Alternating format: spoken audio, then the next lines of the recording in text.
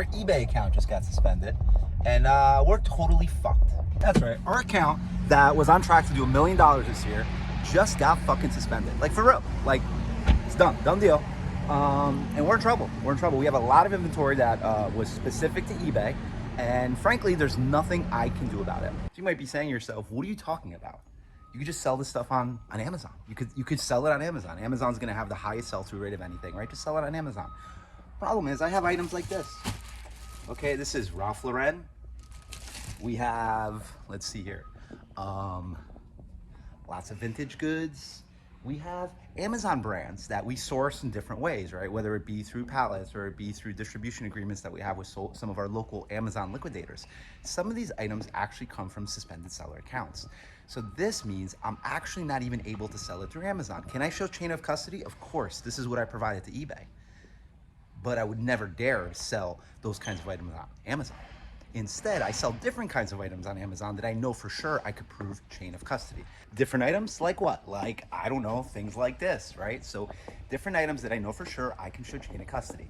Lots of it. So I would never risk the Amazon account to sell vintage goods or stuff that I can't necessarily show complete chain of custody because I don't actually have the permission from the manufacturer. Do you think Ralph Lauren is going to give me permission to sell on Amazon, especially when I'm sourcing goods through liquidation? I mean, last year we bought out an entire men's warehouse. You think that's stuff that they're technically going to consider okay? What about all these Vans? You think Vans is going to be okay with it? What about, I don't know, let's keep looking here, right? There's more Vans here. It's not that. Tripping over stuff. What about, I don't know, brake pads? Brake pads, you think they're going to be okay with all this? You think Bosch is going to be cool with it? You think Gates water pumps is going to be okay with it? So you might be asking yourself, what the hell happened and how could I possibly allow this to even take place? How could I possibly even allow this to happen when we have so much freaking experience? And I'm also going to tell you what we're going to do about it. Now, before I give you all those details about what happened and what took place, I want to kind of give you an idea of this account. So this account had over 1,000 feedback. Wasn't that old, it was about 4 years old, but it was our main account that we were using to sell on eBay.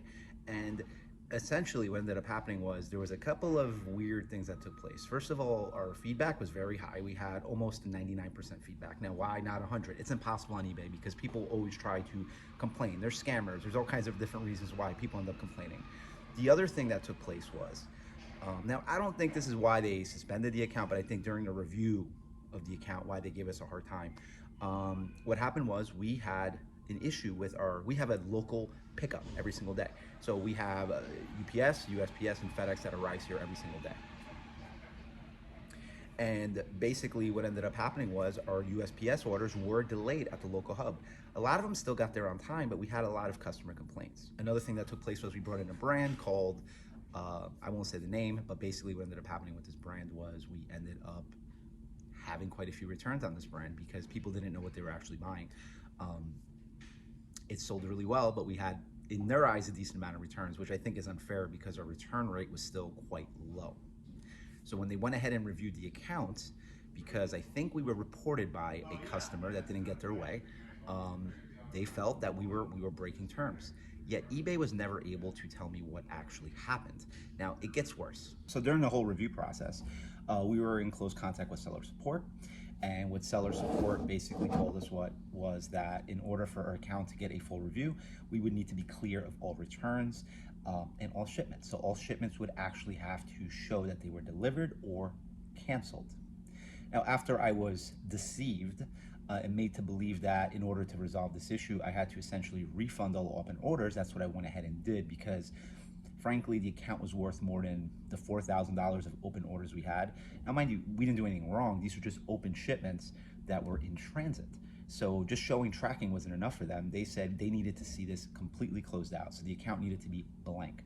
So in other words, if someone would just open a return while all this was going on, I would just automatically refund the return just so the account was a clean slate. So because of these actions, we ended up refunding about $4,000 of orders.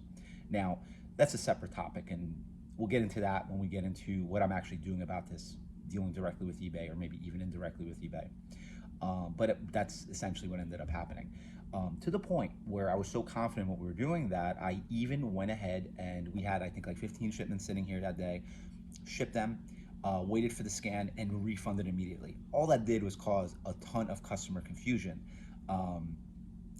We even had some scam customers in there where they were trying to return something that we refunded them on, like it caused us so much drama. And even while having the account suspended, we went ahead and fielded all those customer concerns, um, whatever it might have been.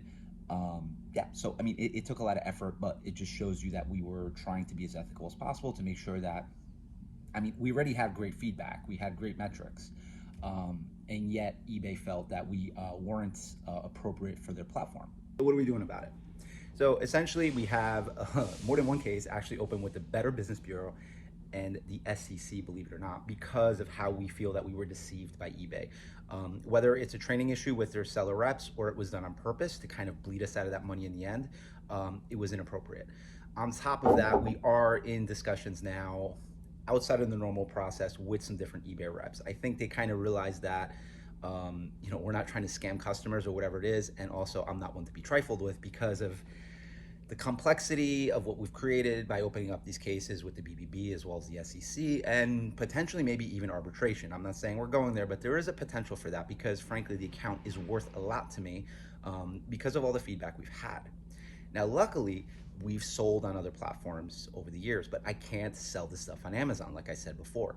So what we've been doing over the last month, because this didn't happen today, spoiler alert, this happened about 30 days ago, maybe a little bit more. I know I've been fighting with them for about 30 days, like hardcore. But essentially what we're doing is we're selling on other platforms like Poshmark, Depop, and Mercari.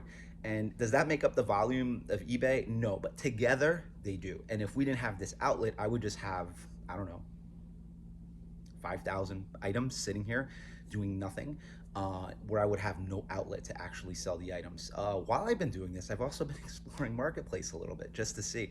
And eBay Marketplace is also an interesting place to sell. So essentially, yes, this video is for me to complain, but it's also for you to better understand that I don't care where you're selling, it's important to be diversified. If you don't diversify, something like this can completely shut you down. I mean, we were on track. We were on track to do $1 million this year through this account, and it basically just shut us down. Imagine, put yourself in this situation that I'm in right now, where your account gets shut down. But let's say you didn't have all these other things set up, right? I have overhead. I mean, yeah, we do other stuff through here, but I have overhead. So just shutting down the business is very detrimental. I mean, I'd be lying if I said it doesn't hurt. Luckily I have different avenues and I'm a survivor, right? I will always survive, right? I always find ways to succeed. But this is a lesson to be learned, and specifically for you guys, you want to diversify as much as possible. Never rely on just one platform. Platforms like Amazon, eBay, Walmart, even Poshmark and Mercari and Depop, they all could do this to you, right? So I'm not saying, hey, go full-blown Shopify, which isn't a bad idea if you have the right tools, or you could just maybe cross-list on there and see what happens, right? Use inserts in your products to drive them back to your Shopify store eventually, but you'll never get the traction on Shopify, not organically anyway, that you would get on these different platforms. That's all these platforms are good for. That's why they take the fees that they take, is because they bring the traffic, right? So without the traffic, nothing. You think I care about eBay? I don't. I care about the eBay customer. I care about the traffic. And eBay, if you're watching this, I can give a shit, right? It's the truth. You know what you did. You know what you did, and we're in conversations, we're in discussions, and we're gonna do some things. So guys, let me know. Let me know if you're in a similar situation. Jump in the comments if you've been suspended on eBay before. You want to know more details about what we've done to fight this, because we're not your average seller. So I'm going to put a little bit more effort towards this because it's a real thing. I'm sure they're doing this to sellers all day long where people don't know what to do. They don't know how to fight back. But we're going to fight back, and we're going to document this process. I will say this though. This has been good in a way where I'm actually also learning to practice what I preach at the same time. Luckily, we were doing most of this stuff, right? But it's really caused me to see why differentiation, not in your product, but where you're selling, is almost, if not more important than what you're selling, right? So you want to make sure you protect your sales channels. So, a lot of previous videos was about protecting your product and protecting your brand. But I mean, realistically, this isn't about me selling my brand. This is about me selling goods that I, purchased fair and square through different, avenues that I source goods from. I call it the undervalued market, right?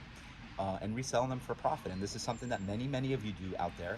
And it's a shame that this is taking place right now to us. I could only imagine what they do to other people, because we have the receipts and yet they're giving us a hard time. So yeah, guys, let us know down in the comments if this is something you want to know more about. If you have comments down below about what's going on with the suspension. If you have any questions about what's going on with the suspension, or you want more details about what happened, let me know down in the comments and we'll put something out about it.